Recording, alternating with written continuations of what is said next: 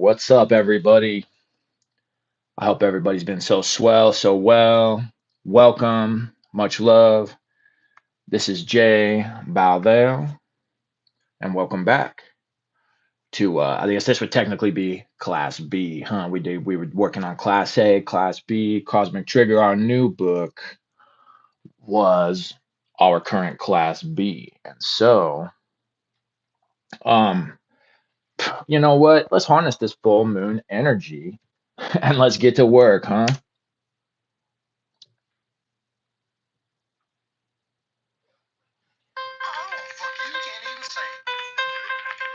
Welcome.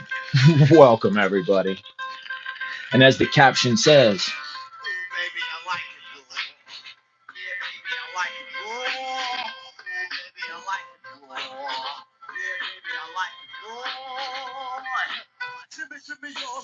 all right then.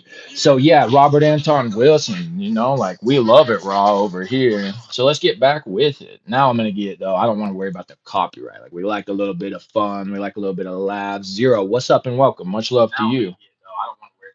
Oh, good. And my sound was working the whole time. So love that. Chat's open. We'll get the real music playing. And let's get back into it. Let's harness this full moon energy. It's a lunar eclipse as well. So if you get a chance to look out at the moon tonight, it's probably going to look pretty awesome. Once your goddess, welcome. Great to see you. And as I said in the tarot pop in yesterday, I do want to get back into the swing of things, but there are going to definitely be some changes. Some things are going to be slightly different from the way things were rolling before. But for the time being, harness the energy and we'll pick up where we left off with this one. Let's see, where's that tarot deck? Let's see what our tarot card for the day is going to be.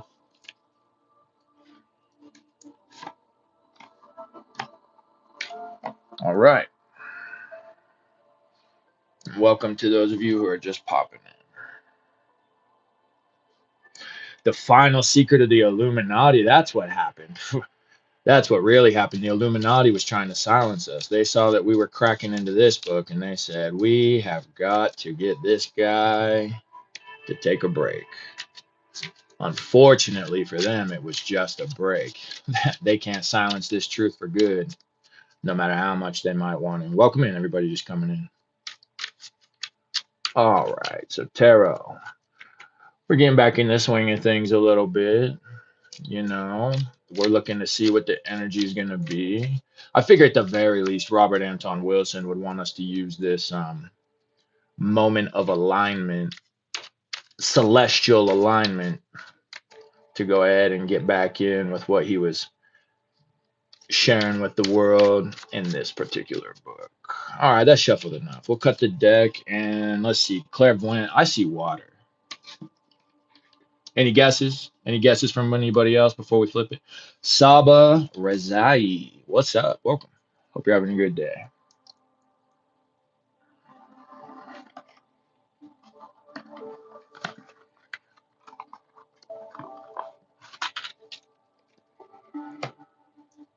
Ooh, once your goddess says, I think fire. That was interesting as I was reviewing that tarot read from yesterday. It was like one reading was super watery and one reading was super fiery. Well, it was airy and fiery. So one was feminine, one was masculine.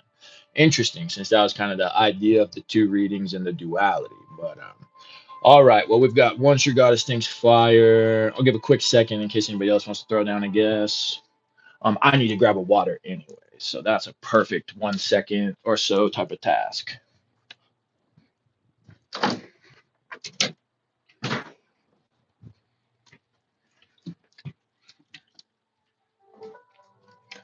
Okay, let's see what we've got here. Once your goddess, you sneaky, sneaky. Fire indeed. 10 wands, man. Are we piling it on too much? Is that what's going on with all of us? Because that's a lot of the times what this card is trying to tell us. We've seen this one before, so some of you will be familiar with it. but it's like our energy.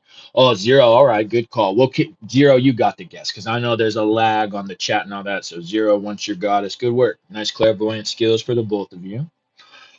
And yet we know this card is like a bit. It's an energy wave, fire, your energy and all that. But like you're now in the terms of the tree, you're now down to where that energy is. You could say like spread the most thin. You could say, or you could even say, yeah, like piled on the heaviest because it's about ready to release down into the next world of water, at least in the one interpretation. But if we're just keeping it in the realm of fire, then it's like, yeah, this fire is building up. And in the way, probably for some of us, it's been a bit stressful, but we do see Saturn and Sagittarius on this card as well. And so Saturn likes to set limits, but we can maybe interpret that because of the Sagittarius aspect. We can interpret that a bit in the way of figuring out exactly where to focus all this energy.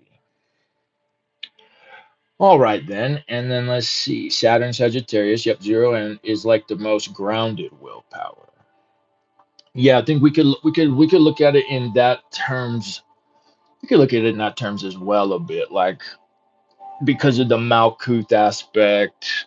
And Saturn and Earth both do have, or Binah and Malkuth both have that higher lower interconnectivity, the divine mother and the queen and the princess, the daughter, the mother. Yeah, I like that too. So we can kind of look at it in that way. It's not only figuring out how to direct this in the specific way we need to, um, but especially in terms of in the material world, because we can use our energy in more ways than just in the material world. But if we're looking at it in terms of that in this particular reading, I think that's a pretty good call. Hopefully that is in line with what some of you got going on, and that hits for some of you.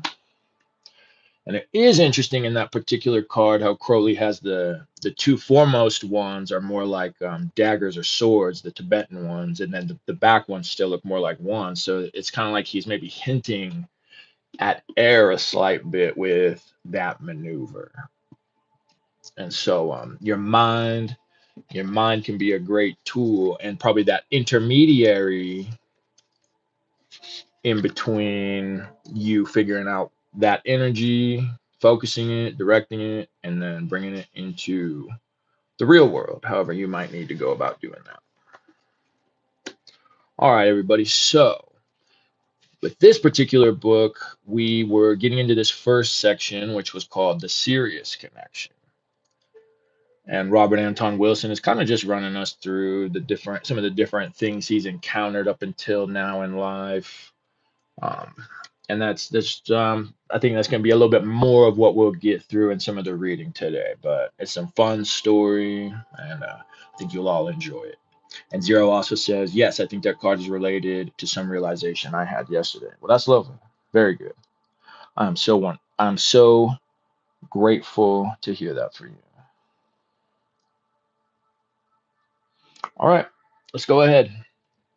So I'm pretty sure this is where we left off because I remember this last line here, this last little paragraph, which was so good, where he said, we say seeing is believing, but actually, as Santayana pointed out, we are all much better at believing than at seeing.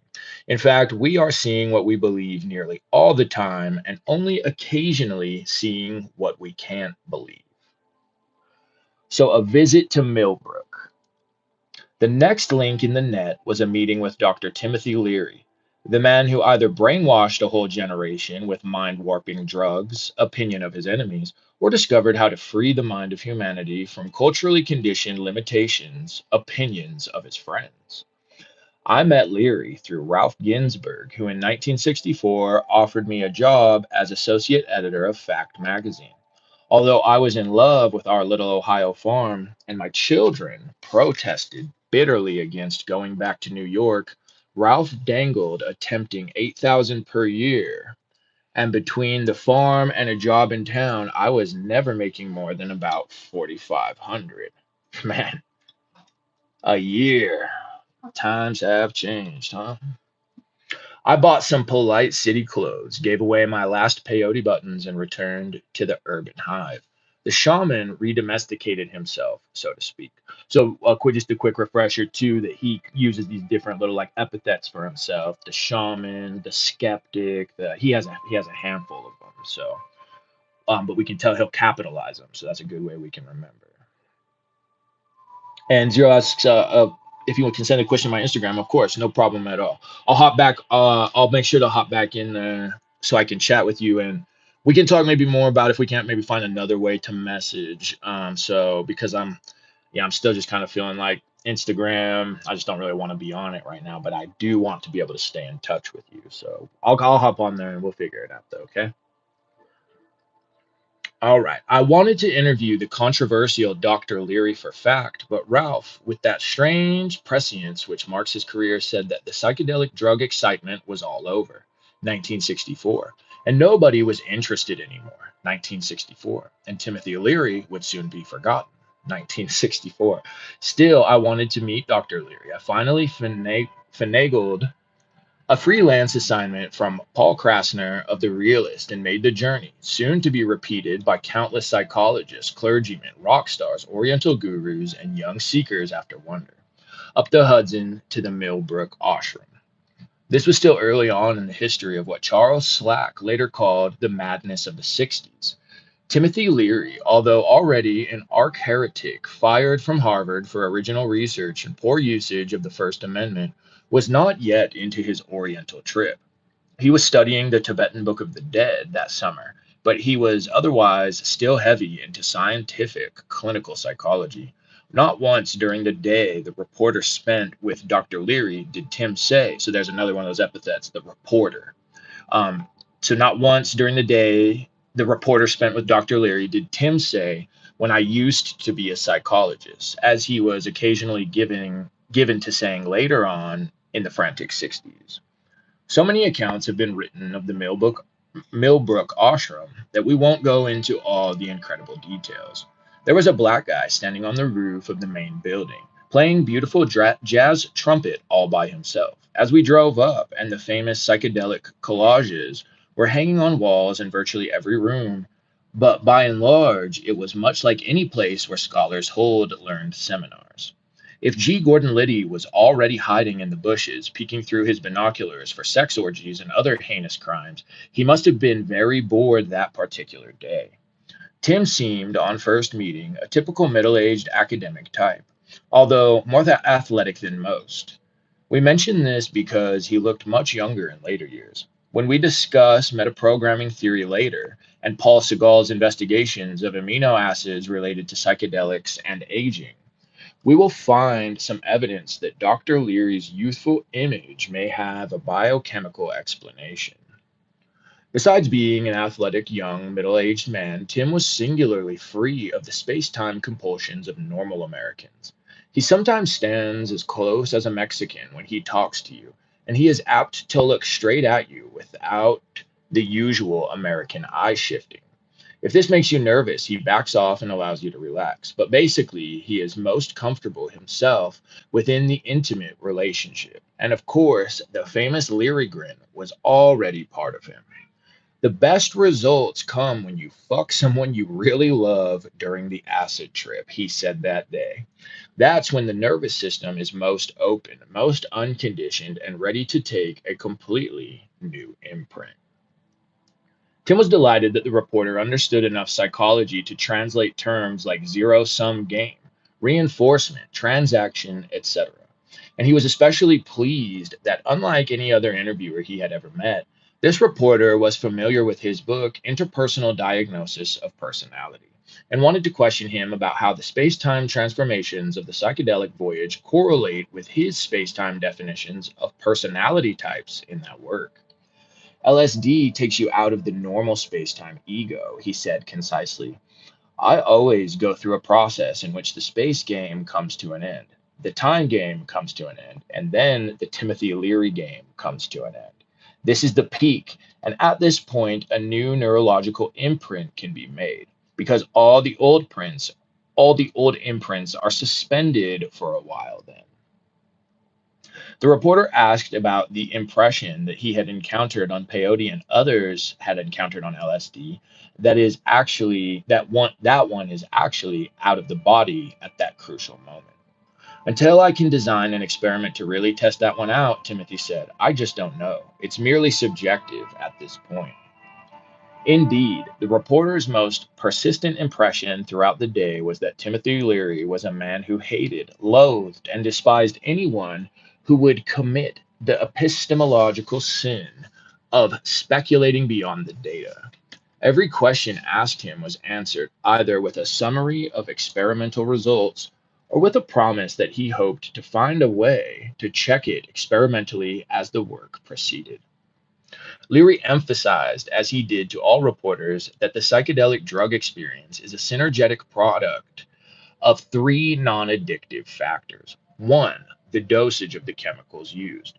Two, the chemical used. Two, the subject's expectations, emotional status gains, personality profile, etc. And three, the setting, the actual events in space time. This reporter understood him perfectly and quoted him accurately. We have often wondered why other reporters understood him so poorly and misquoted him so outrageously. The synergetic theory of dosage, set, and setting may be Dr. Leary's outstanding contribution to the science of psychopharmacology. We will talk later about his contributions to other sciences. But journalists in general understood him about as well as one who might write that Einstein discovered E equals something or other. Mostly we talked about game theory that day. Timothy, I chuckle because that makes me think of similar ways people will talk about, like Aleister Crowley, for example. I've all kinds of people really, but without really actually knowing much better. But hey, humans, we love to give answers to things we don't actually know. And zero for sure, right? Crazy info. Mostly, we talked about game theory that day. Timothy had indeed been playing baseball on the Millbrook lawn when we arrived, and baseball thereupon haunted our conversation on the metaphoric level. He had thrown out the concepts of psychologist and patient back in 57, replacing them with research team, because he was convinced that the hierarchy implied in psychologist, top dog, and patient, bottom dog, predetermined certain conclusions. Now he wanted to examine all interpersonal relations in terms of the Morgenstern von Neumann game model. According to economist Oscar Morgenstern and mathematician John von Neumann in their epochal theory of games and economic behavior, most human transactions can be analyzed mathematically by treating them as if they were games. Where's my highlighter? How did I not get that one before? Yeah, literally though. All right, make a little room.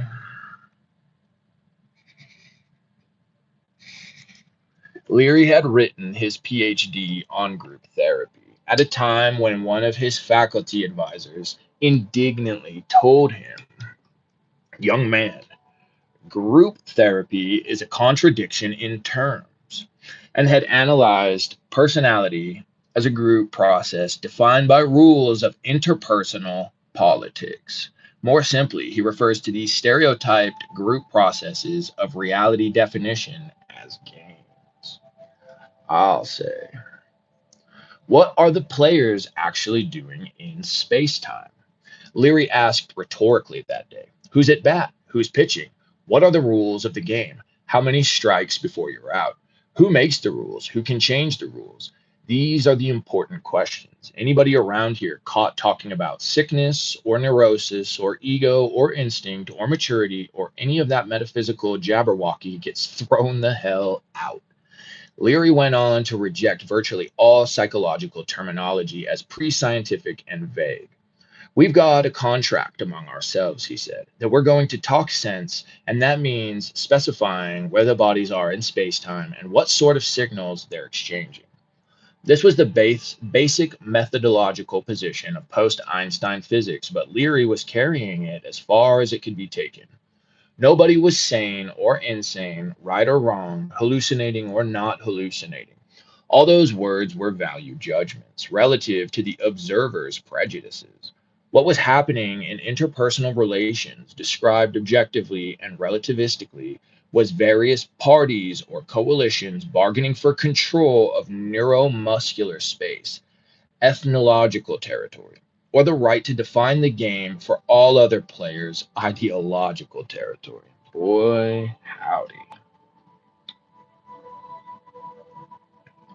Let me get a little water real quick.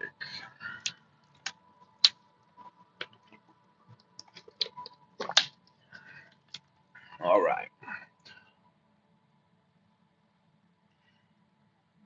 Leary's arch rival at Harvard, Dr. B.F. Skinner, had been a pioneer of the behaviorist approach, which rejected the intuitive and poetic psychologies of Freudians and Jungians as unscientific. While Leary agreed with this, he felt that Skinner himself had taken an equally wrong turn, using a model, the push pull action reaction mechanisms of Newtonian physics. Psychology doesn't become scientific by copying the physics of past centuries, Leary said to me. We've got to learn to use the best models in the physics of this century. Such models, he felt, would be relativistic, describing differing reality coordinates experienced by different bodies as they exchanged signals in space time. So many people were bemused or bewildered by Leary, the guru, in the next few years that this background of his work was never fully understood. During the Prisoner Rehabilitation Project of 1961 to 62, for which Dr. Leary was commended by the Massachusetts Department of Corrections, Timothy refused to let any coworkers speculate on whether their cons were getting sicker or better. Where are their bodies in space time? What signals are they exchanging? He would ask again and again. He had developed a seven-dimensional game model and insisted on analyzing all behavior in terms of the one, roles being played, two, rules tacitly accepted by all players, three, strategies for winning or for masochistic winning by losing, four, goals of the game, purpose served, five, language of the game and the semantic worldview implied, six, characteristic space-time locations, and seven, characteristic movements in space-time. If you can't describe those seven dimensions of a group's behavior, you don't understand their game, Leary told the reporter. Most so called neurosis is best analyzed as somebody programmed to play football wandering around in a baseball field. Yeah, I need the highlighter again on that one. Literally, though. Or talk about like this again, the whole holy guardian angel, true will thing. Like, I get, some people have an idea of that being like, I don't know, that you get the information that you're the chosen one and that you were sent to be Jesus number two and all of that type of stuff. But from all of my understanding and my work and everything, that's just more likely not going to be the case.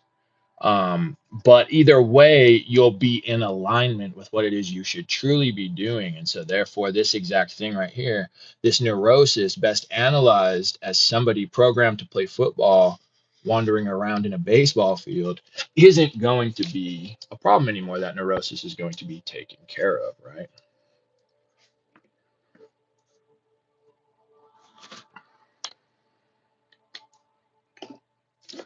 If he thinks football is the only game in the universe, the other players will seem perverse or crazy to them. If they think baseball is the only game, he'll seem crazy to them. Absolutely. The Tibetan Book of the Dead, Leary added, was the manual for one type of consciousness altering game. It was useful for LSD reprogramming sessions because LSD suspends imprinted neurological games and allows us to imprint new games. Robacek, a Czechoslovakian psychiatrist, had proposed in 1957 that LSD suspends conditioned reflexes. Leary was the first to suggest that LSD acts below the conditioning level and directly changes basic imprints, i.e., neurogenetic limits usually not changed by either conditioning or counter conditioning. You're really talking about using these drugs to change the whole personality, the reporter said at one point, ego and mind and emotions and all. Yes, Tim said, that's the whole point. LSD with the right set and setting can change anything we consider ourselves.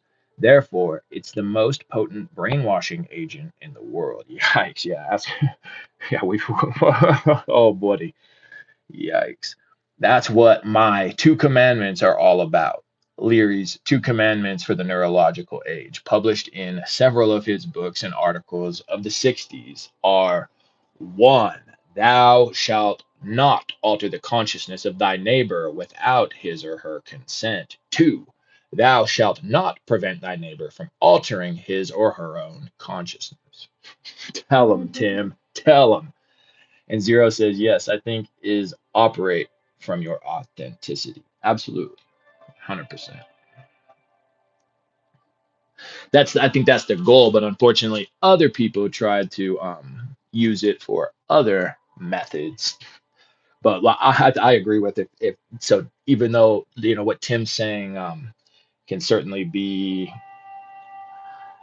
achieved, yeah, these two tenets he's got, these two commandments should, and in terms of just really in terms of spirituality and all that, I mean, like, yeah, these are substances and all, and even still they're illegal, so you shouldn't even be worrying about all that. But we can talk in terms of a spirituality. You don't need to worry about proselytizing. You don't need to worry about going and trying to put people on game, spit the esoteric knowledge at the function, all that nonsense. You know what I mean?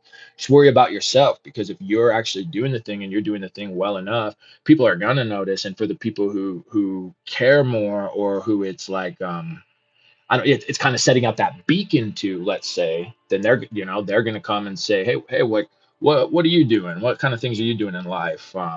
And then at that point, maybe you can get in the discussion a little more. But you don't need to worry about pushing spiritual philosophies, religion, just any of that onto anyone else. If it works for you, great. And that's the main point. Leary wanted psychedelics regulated and controlled by medical and psychological clinicians according to a professional code of ethics which would protect the subjects. In fact, he didn't even like the word subjects and preferred, in egalitarian fashion, to call the trippers in each experiment research associates. He was convinced that the drugs would be abused and misused if control were placed in the hands of the government. Some of the recent revelations about CIA research dramatize what Leary fears. An ideal reimprinting clinic, as Leary visualized it, would work like this. Assume you have a personality problem that you want to change. Maybe you're a foot fetishist, or you drink too much, or you feel you can't learn mathematics, or you're incompetent with tools, or whatever. You go to the clinic and discuss the problem with a behavior change expert. She or he explains the theory behind psychedelic imprinting and gives you a batch of literature clearly stating the pros and cons of the theory, i.e., including articles by those who claim it doesn't work or is too dangerous. Yeah, like, you guys know, if you've been hanging out here for a bit, I definitely encourage, like, to not just get into echo chamber, to not just like to engage with, like, what the skeptical people have to say, the people who say, oh, this is just absolute nonsense. And it doesn't mean you have to, I guess, believe it, especially if your experiences, like, very much disagree with that. But just in that way, especially maybe more in those kind of beginner ways, just if anything, to help kind of keep you balanced in your approach. Okay. You think it over for a week. If you decide the theory looks good, you make another appointment. And if the staff has decided you are a safe subject, not pre psychotic or otherwise vulnerable, the program for the trip is worked out jointly between you and the behavior change expert assigned to your treatment. The program will probably include music and ritual, but may be as simple as just relaxing your tense muscles one by one. At the peak, the imprint is made. You emerge with a new reality. What was invisible or impossible before is now part of yourself and your perceptual field. Leary used this technique with the prisoners in the convict rehabilitation product and claims to have cut the recidivism, new crime, rate by 80%. Leary had defined success or failure in terms of where the bodies were in space time 2 years after release from prison. At that time, he noted gladly, over 80% of them were still outside prison, whereas the majority of released convicts are back inside prison within 2 years. Dr. Walter Houston Clark, in 1976, noted that the bodies of most of Leary's convicts known to him were still outside prison in space-time after 15 years. Dr. Richard Alpert, which is Ramdas, used the same methodology to treat a compulsive homosexual who wished to become capable of sexual relations with women. 3 sessions only were required, of them spent in creating the program in collaboration with the patient. 2 LSD trips with A, pornography, and B, a female sex therapist imprinted the new reality. The man became mostly heterosexual. No behavior modifier working without LSD has claimed such a transformation in less than several months of conditioning. Please note one more time that Dr. Leary never claimed such outstanding results could be obtained without the proper setting and full cooperation and communication between the person seeking behavior change and the clinicians on the case. Within these parameters and guided by his 2 commandments, he claimed highly beneficial results could be obtained. He specifically warned that ignoring these parameters was a kind of mind rape which could be severely traumatic to the subject, being experienced as both coercive and terrifying. The most important rule, he told the reporter vigorously, is that the tripper decides what behavior change is desired. Nobody else has the right to decide for him. I'm glad he said that because I was thinking to add in that this whole thing up here about the homosexual man, he approached the doctor with the idea that he needed to change that. It's not that there's anything wrong with that, but we all really do create our own reality, and so clearly, at least for this individual, he felt that this for him was some type of a problem, and that he actually was, he felt that he was out of balance, out of alignment, out of whack with what he should be. um but depending on how much, we don't know the guy for sure, so we don't know how much of that was pressure from the outside world versus how much of that was, I guess, real true from within him. But either way, it was enough, that still the way he interpreted the world was that this is something he wants to change, and in such a how do we want to say, in such like a what's the word I'm looking for, like experimental but also maybe risque type of way. All right. The most important rule, he told the reporter vigorously, is that the tripper decides what behavior change is desired. So same with your magic and your ritual and all of that.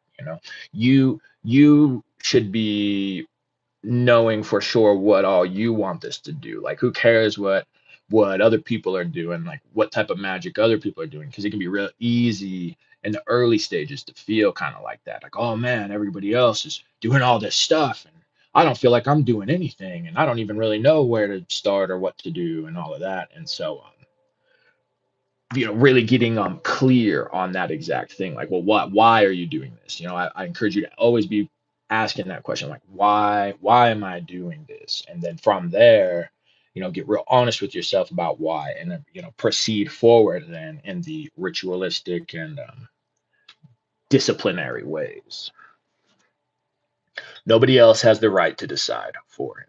That day in 1964, I found this Einsteinian and anarchistic variation on Skinner's 1984 ish behavior mod both exciting and hopeful. I decided that Dr. Leary would definitely need to be watched. Here was a man, I said to myself, who will do important work in the next 10 years.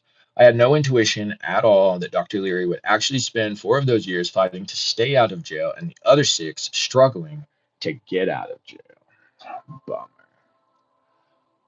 Okay, we're just past the half-hour mark, but I think we'll at least do this next little part out of here too. The Queen of Space. And Zero says, in my own experience with LSD, the mind at some moment of the trip is surpassed, and you see how mind is the only limitation that make you break the limits is amazing. Yes, that I myself experienced when my mom died. I took my first trip, and that opened the doors to understand how death is just the beginning. I remember talking with you about that, Zero, and I felt I know I've had similar type of scenarios in life, and so it's like to me, it's meaningful and touching when I have other friends in life and loved ones who can say that they've also experienced a similar thing. And that's the great thing. Like, well, let's keep in mind the whole we don't want to have crutches to lean on, and that's ultimately why we would want to steer away from things like substances, one, two, technology, because because we need to be tapping into the part of us that naturally produces this thing, right? And so the more we shortcut to that, the more we deny ourselves the true power, you could say. For maybe that's not, yeah, I think that's a good enough way to say it. And so keep that in mind, because meditation in and of itself, as well as ritual and these that are designed to do that exact thing. Ultimately, you're getting yourself into these trance-like states, which should create enough of a disassociative effect that you can now you can kind of separate yourself from the feeling of being your thoughts and kind of look at them from the outside. You can look at your mind, your emotion. You can look at your emotions, all of it, the way all these elements are playing in your mind. And in the world around you, in your life, and but it gives you the space to examine it in a new way where you don't feel so attached to it, so compelled by it. All right, let me get a little water and then we'll go ahead and talk about the Queen of Space, which can be another one of those ones. Depending on who you ask, you can get a variety of answers. All right, the Queen of Space. A few weeks after meeting with Dr. Leary at Millbrook, my family had our first UFO experience. Post hoc, ergo propter hoc. I better look up what that is real quick. Latin, I know that much, but I don't know what it translates into.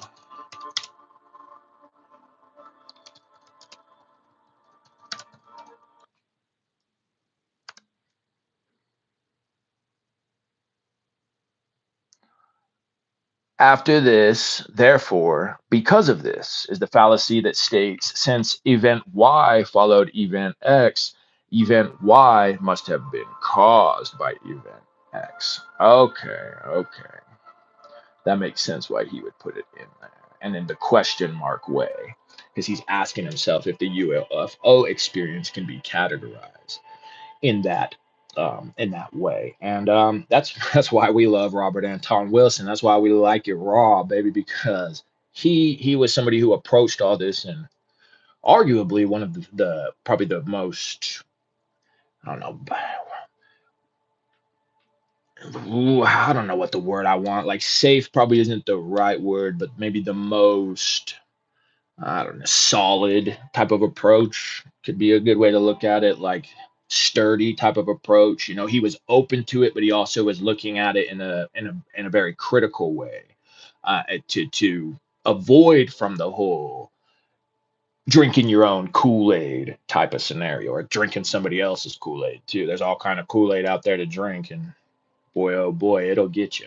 Zero also says, yes, I think all is useful, but just at the level that you don't get attached to external things. Everything is you, not reverse. Nice one, Zero. I love that. Okay. We were living in northern New Jersey, and I was commuting daily to my job at Fact Magazine. Anybody who's from New Jersey, I hear that that's like a UFO hotspot. You guys are always getting UFOs out in New Jersey. Our house was at the bottom of a hill, and one Saturday morning, while I was home, the kids came running in to tell me that a flying saucer had just landed up near the top of the hill. I went to the backyard to find a neighboring family equally excited. Although six adults, the author and his wife, plus four from the neighboring clan, so he's in the author epithet right now, which was Appalachian and huge. Together with seven children, ours and theirs, had seen what looked like, I like how he makes sure to italicize that, a silvery saucer-shaped craft landing. But that is quite a lot of witnesses who all saw the same thing. Everybody was taking turns looking at the landing site through a pair of binoculars. When it was my turn, I saw what looked like a Bucky Fuller geodesic dome where none had been before, and no human or humanoid figures. Others saw a more saucer shaped craft, and some saw humanoids in silvery costumes. Then it, whatever it was, took off. It definitely was not a geodesic dome. Watching it take off, I decided it was probably only a helicopter.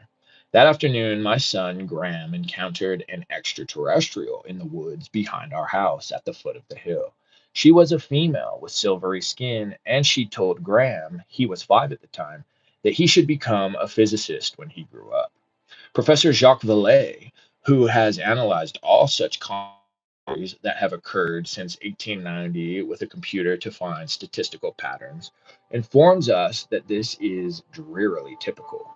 The majority of child contactees Vallée has discovered report female extraterrestrials. The majority of adults report males in two standard types, small green men or giant blue men. In fact, Dr. Vallée has found 44 parallels, similarities of image, word, and detail between the average experience of child contactees and the miracles attributed to the Blessed Virgin Mary in Catholic countries. The UFO and the BVM, he has said, only half jokingly, seem to be the same phenomenon. The lady most often appears to children, whether she comes in a spaceship or from heaven. She is accompanied by flashing white lights, usually, and at her best, she is capable of suspending the laws of physics in clear view or telepathically shared hallucination of huge crowds. I have asked Graham, who is now studying to be a physicist in accord with the lady's urging, to retell the tale again to check the accuracy of my memory. Graham especially emphasized the odd silvery costumes of the humanoid figures seen on the mountain before the lady appeared. An old friend, Marilyn Pooler of Las Vegas, who was living in that part of New Jersey at that time in 1964, coincidentally arrived to visit us in Berkeley 2 days after the above account was written. Quite spontaneously, with no knowledge of Graham's experience, she told of two seeming extraterrestrials she had seen. About the same time in 1964, late summer, approximately 30 miles from our home. She is one of the many contactees who suffered amnesia and can recall only seeing the critters without further details. 20 minutes later, she awakened as if from trance and they were gone. Both wore silver uniforms. Catholics now call the BVM Our Lady of Space. She is, of course, another archetype from Jung's collective unconscious and was around long before Christianity. The Egyptians called her New Wheat and connected her specifically with the star Sirius. But depictions of her go back at least to cave statues dated circa 30,000 BC. Robert Graves, in his famous and highly controversial The White Goddess, tried to prove that worship of her was humanity's oldest religion and originally involved the use of the psychedelic mushroom Amanita muscaria. American Indian shamans knew her too and call her Peyote Woman. She is the female version of Mescalito. She also appears, amusingly enough, in The Wizard of Oz as the Bubble Witch. In the film of that novel, each of her appearances begins with a bright silvery globe descending from the sky, after which she appears where the globe lands.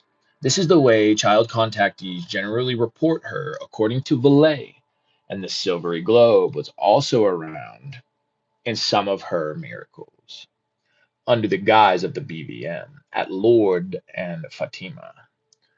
In one of her miracles at Fatima, she caused the sun to plunge directly toward Earth.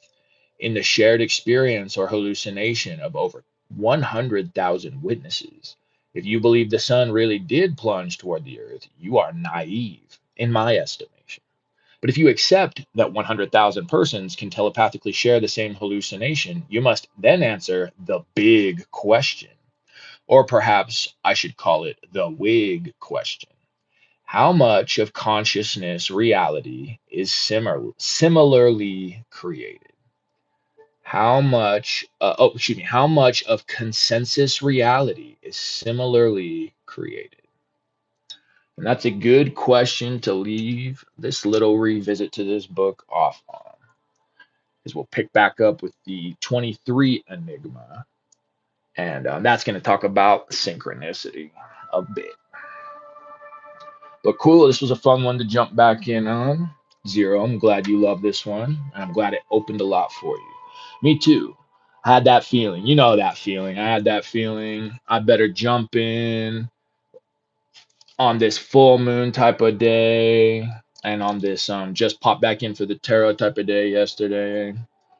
But as I have said, that we're gonna have some changes coming to this channel, some just some different things. Like I'll probably still keep it this a bit, but also maybe some other things. And so just getting those finishing touches on all that. Been also doing this other type of work on the side, both mundane work and spiritual work, and so we keep it moving. You know the drill. And I'm grateful to see you, Zero. I'm grateful to see you, One True Goddess. And who else was it that popped in? I think it was somebody I haven't seen before. Saba Razai. Much love. I hope you hung out. If not, well, good luck. Good luck out there. And Zero says, what kind of changes are you planning? That right now is, maybe I'll talk to you a little bit about it more on the side as we chat. But for right now, it's a mystery. But the mystery will be revealed soon enough. All right then. Speaking of work, I'm gonna go. I'm gonna go and get back to work. But this was fun for a different type of work. And so much love to you all. Many blessings. This has been Jay Balvell. This has been the Raw Dog, Robert Anton Wilson, and Cosmic Trigger 1, The Final Secret of the Illuminati. Class B for been having a wonderful time here on Earth, huh? All right, everybody.